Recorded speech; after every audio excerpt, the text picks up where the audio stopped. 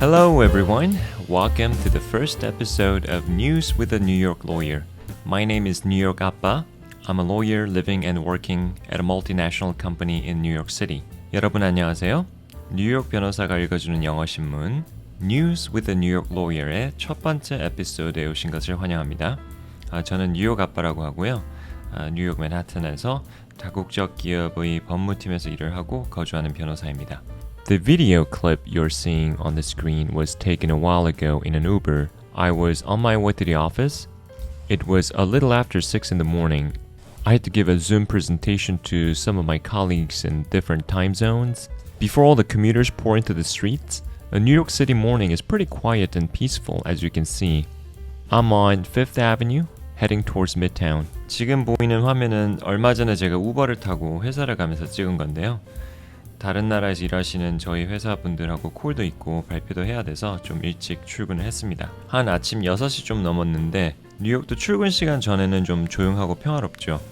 Fifth Avenue를 쭉 타고 미드타운 쪽으로 내려가는 중입니다. In addition to what I do for a living, two of my greatest passions are teaching English and reading non-fiction writings, especially well-written articles in the newspapers and magazines. So I've been wanting to do something that combines these two to help those non-native speakers not only learn English, but also keep abreast of what is going on around the world and gain knowledge in a wide range of subjects. Anyone who's interested in improving their English or keeping up with the current events around the world can all benefit from this channel. 제가 하는 일 외에 저의 가장 큰 열정 중 두 가지를 꼽는다면 영어를 가르치는 것과 신문과 잡지를 읽는 건데요. 그래서 저는 이 두 가지를 결합해서 여러분들에게 영어도 가르쳐드리고 뉴스도 들려드리고 설명해드리는 그런 것을 해보고 싶었어요. 영어 실력 향상에 관심이 있으신 분들이나 요즘 세상에 어떤 일들이 일어나는지 관심 있으신 모든 분들이 이 채널의 혜택을 받을 수 있다고 생각합니다. So, I'm absolutely pumped that I finally got to launch this channel. I'm also very excited for you that by taking this journey with me, you will learn and more importantly, have a lot of fun with English. So, for each episode, I'm going to be covering an article from a newspaper or a magazine. Now, I'm not going to be reading an entire article word for word. Instead, I'll be reading a detailed summary of an article. The reason for this is, one, there could be copyright law issues if I were to read an entire article verbatim. Two, more importantly, these articles are often quite lengthy and tend to contain a lot of information which I don't think is necessary for the purposes of this channel. 자, 에피소드에 하나씩 신문이나 매거진에 나온 기사를 디스커스할 텐데요. 기사를 글자 그대로 다 읽는 것이 아니라 기사의 내용을 제가 최대한 자세하게 요약한 글을 읽을 거예요. 카피라이트 러 이슈가 있을 수도 있고 근데 더 중요한 것은 기사들이 좀 길고 정보가 많기 때문에 제가 최대한 간결하고 이해하기 쉽고 지루하지 않게 만들려고 했습니다. Okay, the format. There are 3 segments in each episode. First, I'm going to read an article. I'll try to speak clearly and enunciate as much as possible. Now, don't get too stressed about trying to catch every word. I want you to just feel and try to focus more on the intonation, flow, and tempo of my reading. 자, 첫 번째로 제가 일단 기사를 한번 쭉 읽어드릴 텐데 그 요약본을요. 최대한 발음을 명확하고 깔끔하게 해드리겠습니다. 대학교 때 알바로 잠깐 ESL, English as a Second Language, TOEFL 시험이라든지 교육자로 만들 때 쓰여지는 대화 같은 것들을 녹음하는 알바를 했었어요. 제가 녹음한 것들이 진짜 쓰여졌는지는 모르겠지만 그 정도의 속도와 enunciation, 명확한 발음으로 읽어드릴 거예요. 근데 여기서 모든 단어를 다 캐치하려고 하지 마시고 너무 스트레스 받지 마세요. 영어 특유의 이 멜로디가 있잖아요. 그 intonation 같은 up and down 하는 그런 거와 이 tempo, flow를 한번 느껴보세요. Segment 2. Once the reading is finished, I'm going to cover the English and the subject discussed in the article. 기사 읽기가 끝나면 영어도 커버하고 기사 내용도 설명하겠습니다. 참, 설명할 때 제가 최대한 영어로 설명을 많이 할 거예요. 왜냐? 혹시 영어는 영어로 이해해야 한다는 말씀을 들어보셨나요? 영어를 자꾸 한국말로 번역해서 이해하려고 하면 영어 실력을 늘리는데 한계가 있어요. 절대 어느 선을 넘지를 못해요. 한번 생각해 보세요. 여러분이 지금 당장 유학을 갔다 아니면 미국에서 미국 회사에 들어갔다. 처음에 번역해서 뭘 쓰고 읽고 잠시 할 수 있겠지만 그렇게 하는 것이 굉장히 비효율적이게 되죠. 그리고 한영사전을 써서 아니면 영한사전 단어를 한국말로 이해하고 이 같은 단어를 다른 비슷한 상황에서 썼을 때 그것이 얼마나 큰 실수가 될 수 있는지 그런 것도 깨닫게 되실 거예요. 영어와 한국말은 정말 너무너무 달라요. 슬프게도. 절대 그렇게 영어를 접근하시면 안 되고요. 아무리 회화를 열심히 연습해도 왜 영어가 술술 안 나오냐 이렇게 물어보시면 그건 한국말로 자꾸 생각하셔서 그래요. 영어 문장을 바로바로 떠올리려면 영어로 생각을 하셔야 돼요. 영어로 생각을 하고 싶으시다면 설명을 영어로 많이 들으셔야 돼요. 저와 꾸준히 시간을 함께 하시다 보면 반드시 들리고 어느샌가 저의 영어 설명이 저의 목소리가 여러분들의 생각, 여러분들의 머릿속의 말로 전환되는 것을 경험하시게 될 거예요. 여러분 할 수 있습니다. 반드시 가능해요. 제대로 된 방법으로 꾸준히 노력하시면 됩니다. Segment 3. Once all the fun part is completed, I'm gonna end the episode with short words of wisdom or encouragement. Okay. Today's article, The Wall Street Journal. Credit Suisse's risky bond wipeout hurts Asia's rich.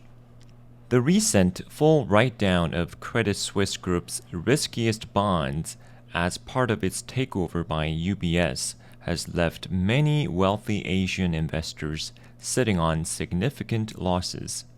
Over $17 billion of so-called additional Tier 1 securities issued by Credit Suisse became virtually worthless last month following a controversial decision by Switzerland's financial regulator.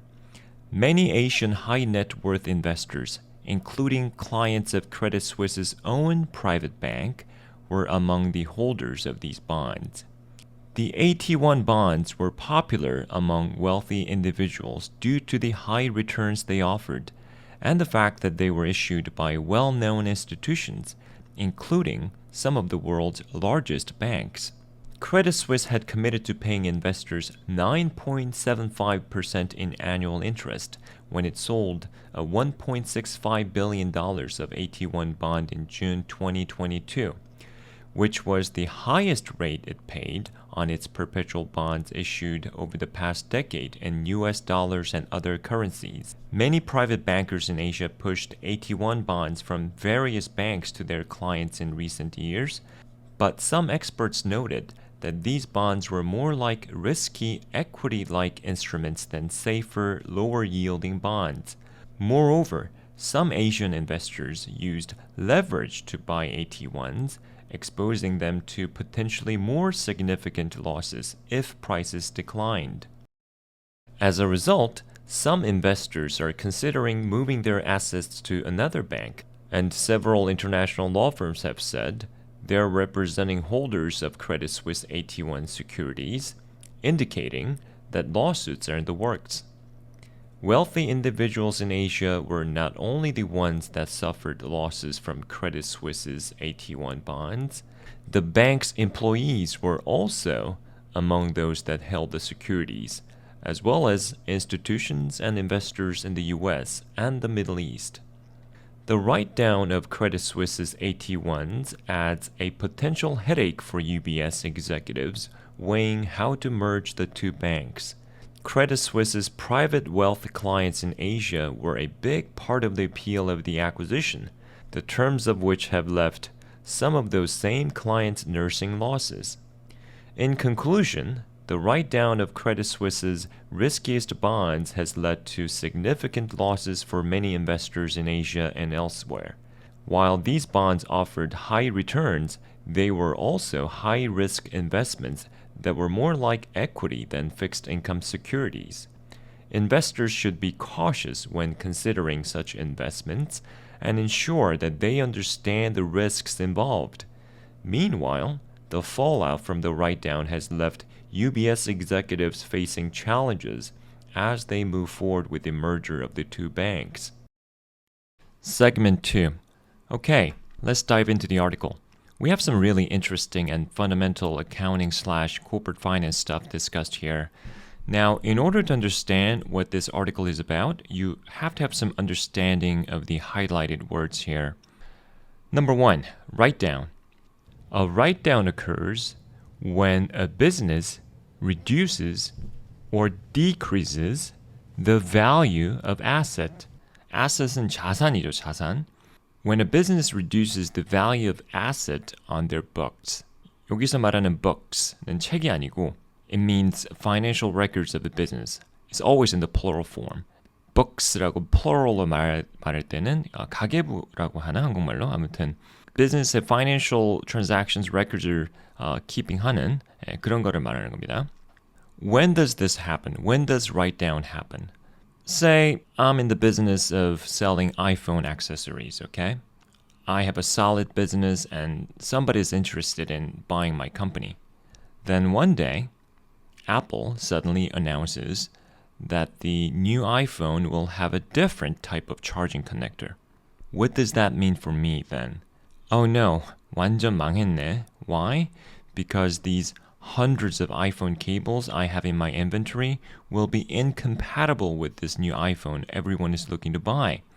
And they will eventually become obsolete. Obsolete means it's not going to be used anymore. It's going to be outdated. 더 이상 쓰여질 수 없는, 쓸모가 없는 그런 뜻을 말합니다. It's like $50 a piece today, but with this new announcement and the release of the new iPhone, its value in the market will drop significantly, right?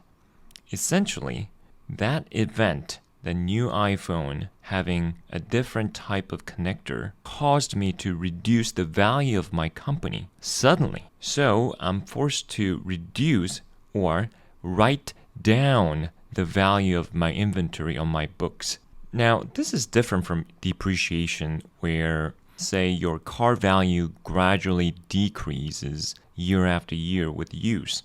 Write down here refers to something more sudden because of an unforeseen event. Speaking of depreciation, 뉴욕에 그렇게 부자가 많은데 신기하게도 차를 보면 그렇게 비싼 차가 많이 안 보여요. 강남에 가면 학동사거리나 청담 쪽이나 가면 정말 흔하게 막 이 페라리라든지 람보르기니라든지 뭐 그런 것들이 보이잖아요. 개인적으로 제가 절대 무리해서 사면 안 된다라고 생각하는 것이 차입니다. 왜냐? depreciation, 감가상각 때문에. 생각해 보세요. Think about that. Once you take your nice Mercedes out on the road, you are literally burning gas and the value of your car at the same time. 차를 몰고 나가는 순간 비싼 기름과 내가 너무나 사랑하는 이 예쁜 벤츠의 값어치를 같이 불태워버린다는 거. 어우, 막 생각만 해도 막 가슴이 쪼이는데 저 같으면 막 울면서 탈 것 같아요. 너무나도 가지고 싶었던 이 유명한 거, 그 G-Wagon. 그걸 영끌에서 딱 뽑고 여자친구나 와이프 딱 태워가지고 드라이브 가는데 갑자기 뉴욕 아빠가 했던 그 에피소드가 생각나. 뭐였지? depreciation. 거기다가 oil price has been skyrocketing lately. 갑자기 운전하는데 막 현타가 오면서 눈물이 찔끔 나. 여자친구는 Honey, what's wrong? Is everything alright? 왜 갑자기 영국 발음이 나오지 여기서? 아무튼 그럼 뭐라 그래? Don't worry, sweetheart. I'm just so happy that I finally got to ride my dream car with you. 속으로는 뭐라 그래? I think I've made the biggest financial mistake ever in my life. And I cannot stop my legs from shaking so hard. 막 후달려가지고 막 그냥 다리가. 비싼 차를 무조건 사지 말라고 하는 것이 아닙니다. 저도 차를 좋아하는데요, 개인적으로. Just make sure you can afford to buy one. Afford to burn some cash. 그냥 현금을 좀 태울 만한 능력이 되면 그때 영끌하지 마시고 사는 것이 현명한 것이 아닌가. Next one, bond. So what's a bond? When you invest in a company, there are generally two ways to do so.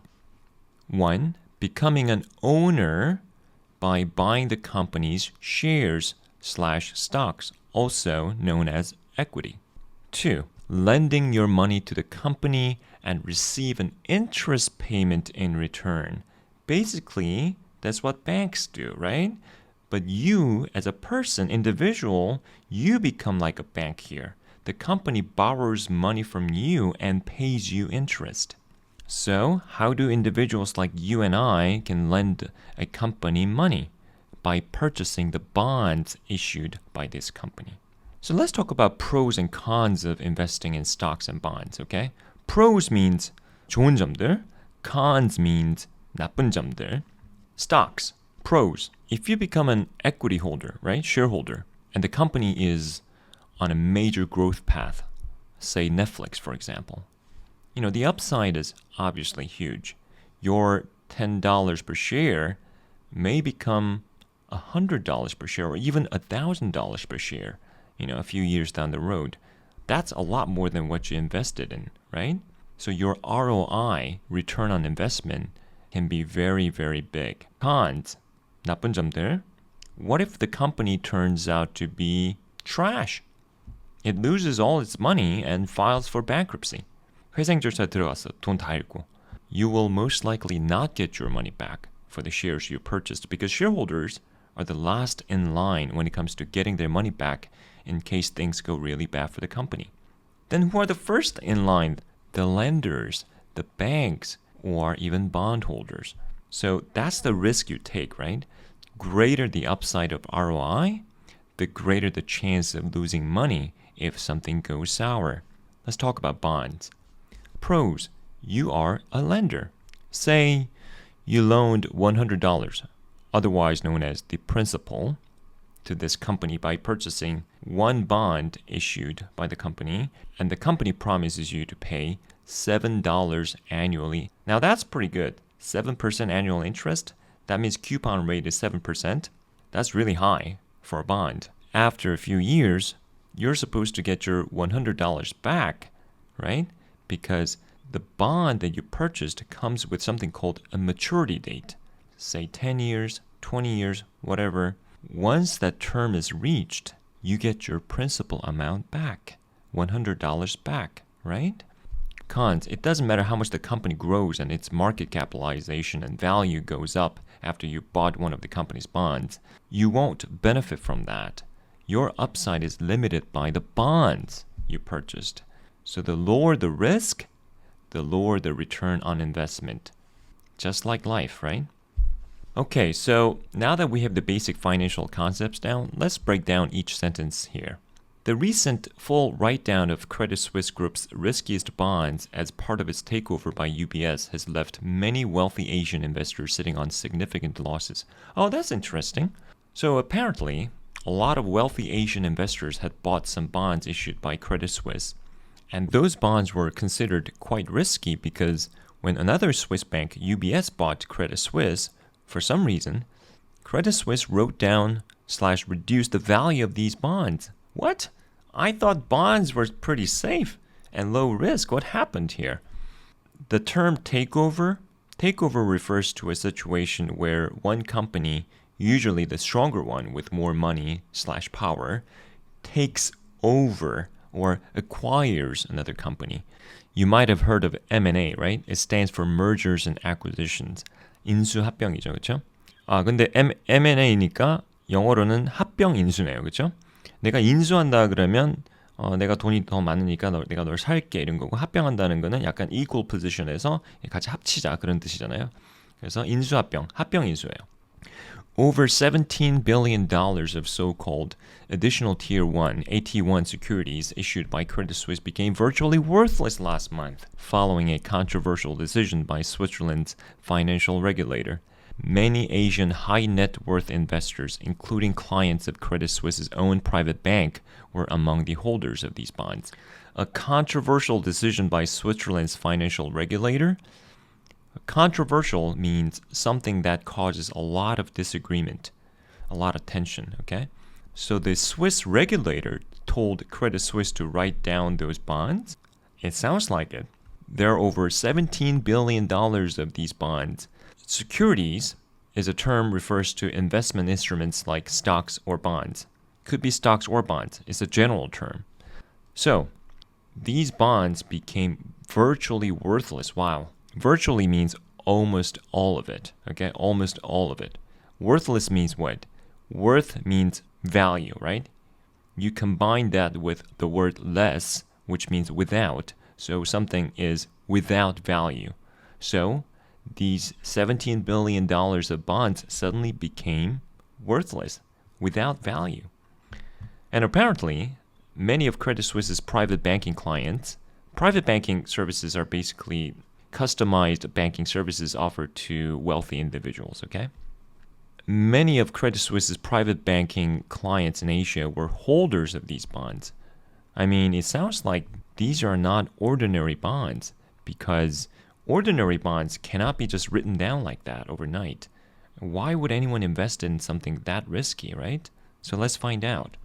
The AT1 bonds were popular among wealthy individuals due to the high returns. Oh, okay, how much they offered, and the fact that they were issued by well-known institutions, including some of the world's largest banks. Credit Suisse had committed to paying investors 9.75% in annual interest when it sold a $1.65 billion of AT1 bond in June 2020. Wow, 9.75% in annual interest? For disclosure, I don't specialize in bond market, but 9.75% in annual interest, coupon rate seems to be awfully high. I've never seen something that high. I think usually corporate bonds go for even for long-term maturity date, 6%, 5% maybe. Anyhow, which was the highest rate it paid on its perpetual bonds. Perpetual bonds? Wow, I'm confused. Okay. Which was the highest rate it paid on its perpetual bonds issued over the past decade in US dollars and other currencies. So, the reason why these AT1 bonds were so popular was the promise of high returns, and they were issued by these brand name top banks. So why not? How much of returns are we talking about here, right? Credit Suisse promised to pay 9.75% in annual interest. And these bonds are perpetual bonds.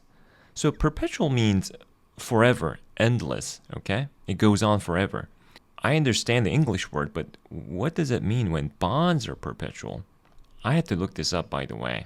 Again, I don't really know a lot about the bond market, okay? Apparently, it refers to those bonds with no maturity date. Remember I said earlier, when you buy a bond, there is an expiration date attached to it, which allows you to get your principal loaned amount back. But these AT1 bonds do not have a maturity date. Man, if that's the case, can we even call them bonds? Next paragraph. Many private bankers in Asia pushed AT1 bonds from various banks to their clients in recent years. But some experts noted that these bonds were more like risky equity-like instruments than safer, lower-yielding bonds. Yeah, that's what it sounds like. Moreover, some Asian investors used leverage to buy AT1, exposing them to potentially more significant losses if prices declined. So, these private bankers were aggressive in trying to sell these risky bonds to their clients, right? Some experts say that these bonds are not like regular bonds. Yeah, I'd say. You don't get your principal amount back, no maturity date, and their value can go down to virtually zero if something happens. That does not sound like regular bonds. And to make the matter worse, some of these investors used leverage. A great financial expression here to remember. Using leverage in this context means that they borrowed money to buy these bonds. Ever heard of leverage buyout, otherwise known as LBO? When a company, like a private equity firm, buys another company as an investment, mostly with money they borrowed from banks, that's called leverage buyout, okay? So the same meaning, leverage, is used here. Wow, not only these investors lost money on investing these bonds, they also owe money to these banks. Ouch. As a result, some investors are considering moving their assets to another bank, and several international law firms have said they are representing holders of Credit Suisse AT1 securities, indicating that lawsuits are in the works. These investors seem pretty upset, right? In the works. A great expression used all the time. I use it all the time. In the works here means something is happening, something is in progress. We don't know the exact status yet, but something is definitely happening. But I must say though, it's very difficult to imagine that these wealthy investors who are supposed to be more sophisticated than average investors had no idea what they were getting into. It's very difficult for me to imagine that these private bankers did not inform their clients of this kind of risk when they sold the AT1 bonds. The bond terms must have included the write-down risks. 이 기사를 읽으면 굉장히 드라마틱하게 쓰여 있어서 톤 자체가 이 투자자들이 무슨 거의 사기를 당한 것처럼 쓰여 있긴 한데 개인적인 생각으로는 정말 아무것도 몰랐을까요? 전혀 이 write-down 리스크를 모르고 샀을까요? 이 은행이, 이 큰행이 정말로 sophisticated한 클라이언트를 많이 다루는 이 은행이 bond terms의 write-down 리스크를 전혀 언급을 안 했었을까요? 조금 상상하기 힘든 부분이 있네요. 자, 그럼 계속 한번 읽어봅시다. Wealthy individuals in Asia were not the only ones that suffered losses from Credit Suisse's AT1 bonds. The bank's employees were also among those that held the securities, as well as institutions and investors in the US and the Middle East. So, Credit Suisse has sold these bonds to all kinds of investors, not just those rich people in Asia. That includes their own employees. This is probably because of the stock options or other equity benefits these employees received as a form of their total compensation. Suffer losses, very often used expression. You must know this. You can suffer from an illness, like somebody's suffering from amnesia, right? Amnesia means loss of memory. But you can also suffer losses of something you value, like money. Suffer losses. The write-down of Credit Suisse's AT1s adds a potential headache for UBS executives weighing how to merge the two banks. Credit Suisse's private wealth clients in Asia were a big part of the appeal of the acquisition, the terms of which have left some of those same clients nursing losses. So, one of the main attractions Credit Suisse had was these wealthy Asian clients in their pocket when UBS was considering buying the bank. But the UBS executives seemed to have found themselves between a rock and a hard place. They were able to buy Credit Suisse at a major ridiculous discount with the Swiss regulators' help, but the write-down of these securities are driving these valued customers out of Credit Suisse. And these customers are actually suing the bank probably soon. So these issues are causing a headache. 머리 아파. Headache to the UBS executives, right? Part of the appeal, a very often used expression also, it's good to know, okay? Appeal means what? It's a quality that causing people to like something or someone, right? 어필이 있다, 한국말로도 많이 하잖아요, 한국 사람들이, 그렇죠? A big part of the appeal, attractive quality about Credit Suisse was these wealthy clients in Asia. I'll give you another example, okay? Many New York City residents fled to the suburbs in droves during the pandemic. I witnessed that because a big part of the appeal of living in New York City was being able to go to great restaurants and museums, but they were all closed. Another great idiom used all the time, at least in the US, is between a rock and a hard place. This is pretty easy to understand, right? Just picture that. You're between a rock and a hard place. It refers to a situation where whichever direction you take, it's gonna be bad. 왼쪽에는 rock이 있고 오른쪽에는 또 딱딱한 게 있고. 그렇죠? In conclusion, the write-down of Credit Suisse's riskiest bonds has led to significant losses for many investors in Asia and elsewhere. While these bonds offered high returns, they were also high-risk investments that were more like equity than fixed income securities. Investors should be cautious when considering such investments and ensure that they understand the risks involved. Meanwhile, the fallout from the write-down has left UBS executives facing challenges as they move forward with the merger of the two banks. So this last paragraph is just a recap. We discussed everything in this paragraph already. The word recap, 줄임말인데요. 이것도 굉장히 자주 쓰여요. recapture이라는 단어를 recap이라고 해요. 프레젠테이션 같은 거 끝나고 나서 막판에 Okay, just to recap, what we discussed. 이렇게 가는 거죠, 오케이? 뭐라고 해야 되지, 한국말로? 재정리? 아니, 재정리가 아니라 지금까지 말한 거를 summarize 해가지고 다시 한번 상기시켜주는 그럴 때 to recap이라는 표현을 씁니다. 자, 어떠셨나요? 너무 어려운가요? 재미있었나요?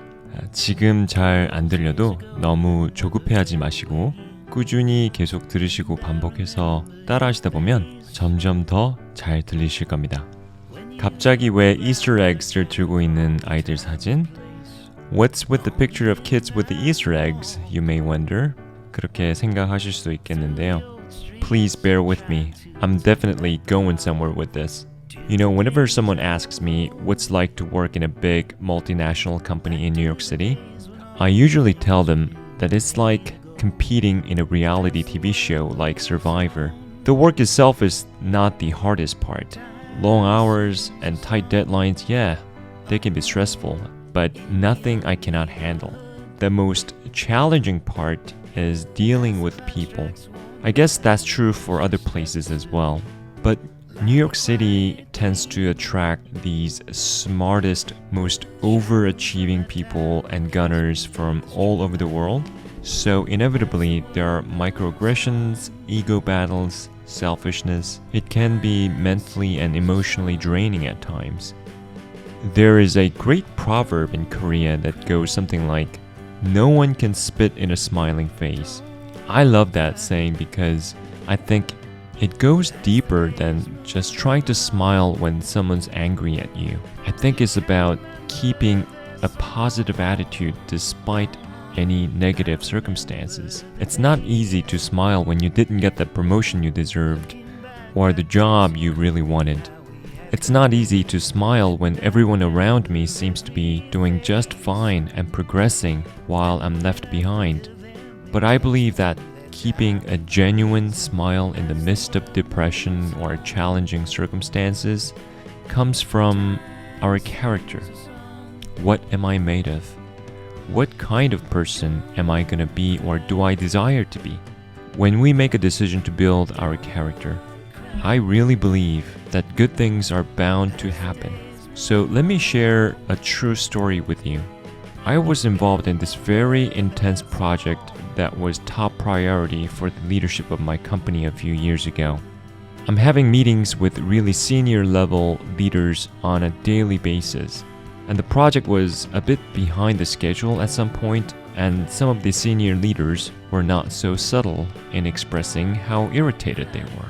And the project manager, who does not have expertise in law, finance, or tax, his job was making sure everything was on schedule and documents were updated according to the feedback we gave him.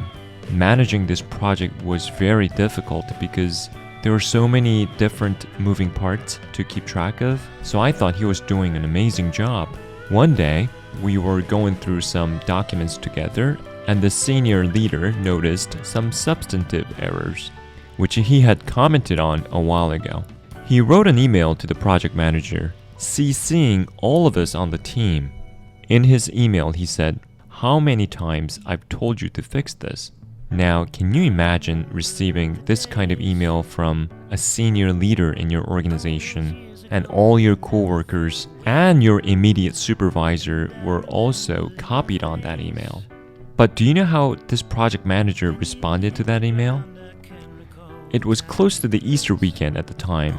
In his reply email to this leader, he said, "Oh, that was just an Easter egg I've hidden for you.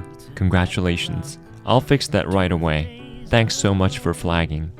You know what that leader's response was? "Thank you for doing this. Glad that I finally found my Easter egg." His tone completely changed. The smile of this project manager came from his strength, not weakness. It was not a subservient smile, but a smile of confidence, peace, and strength. I think we can all take a chapter from this guy's wisdom. This applies to me as well. So let's do this together this week. Let us not allow our bosses, co-workers, circumstances, depression, friends, and even family members to drag us to a state of cynicism or bitterness. If you have been down lately, that's okay. We all have those moments. Let's get back up with a new attitude. And remember to keep that beautiful smile of yours. Not every face may be considered beautiful by the world's standard, but every smile is absolutely beautiful. See you next time. Thank you for listening.